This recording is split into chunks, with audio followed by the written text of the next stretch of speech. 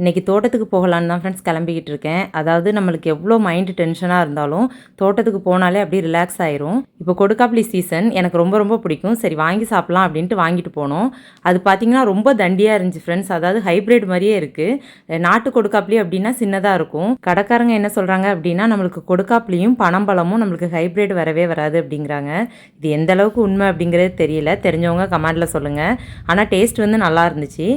தோட்டத்துக்கு வந்தாச்சு ஃப்ரெண்ட்ஸ். தோட்டத்தில் வந்து ஒரு மரம் வந்து கொஞ்சம் டிஃப்ரெண்ட்டாக இருக்குது. அது என்ன மரம்னு எங்களுக்கு தெரியல. இந்த இலையை பார்த்தா உங்களுக்கு இது எந்த மரத்தோட இலை மாதிரி தெரியுதுங்கிறத சொல்லுங்கள். அதில் வந்து பூ இப்போ தான் வச்சுருக்கு. அந்த பூவுமே கொஞ்சம் டிஃப்ரெண்ட்டாக இருக்குங்க. பாருங்கள், ஒரே இடத்துல கொத்தாக இருக்குது. அதனால் இது என்ன மரம்னு தெரிஞ்சவங்க கண்டிப்பாக கமெண்டில் சொல்லுங்கள். இதே மாதிரி இன்னொரு மரத்தையும் உங்கள்கிட்ட காமிச்சு நான் கேட்டிருக்கேன். அதில் வந்து ஒரு காய் பெருசாக இருந்துச்சு.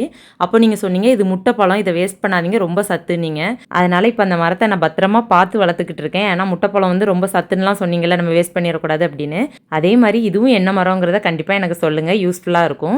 அதுக்கப்புறம் மாங்காய்லாம் நிறையா விளைஞ்சிருக்கு. ஒன்று ஒன்றா இப்போ தான் பறிக்க ஆரம்பிச்சிருக்கேன்.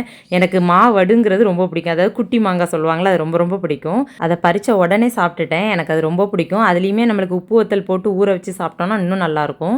அப்புறம் செரி பழமும் இருந்துச்சு, அதையும் கொஞ்சம் பறிச்சுட்டு சுண்டைக்காவும் இருந்துச்சு, அதையும் பறித்தேன். சுண்டைக்காயில் வந்து நிறையா மருத்துவ குணங்கள் இருக்குது அப்படிங்கிறது இப்போ தான் ஒன்று ஒன்றா தெரியுது. அதனால் இப்போ சுண்டைக்காய் குழம்பு அடிக்கடி வைக்கிறது உண்டு. வாழைத்தார் பார்த்திங்கன்னா ஃப்ரெண்ட்ஸ் பெருசாக நல்லா விளைஞ்சிருச்சு. அதையும் வெட்டி எடுத்துட்டோம். அதுக்கப்புறம் தேவையான தேங்காய், லெமன் எல்லாமே எடுத்துகிட்டு அங்கேருந்து வந்துட்டோம். நெக்ஸ்ட் டே இப்படி தான் ஃப்ரெண்ட்ஸ் போச்சு. வீடியோ பிடிச்சிருக்குன்னு நினைக்க வீடியோ பிடிச்சா லைக் பண்ணுங்கள். அடுத்த ஒரு சூப்பரான வீடியோவில் பார்க்கலாம். பாய்.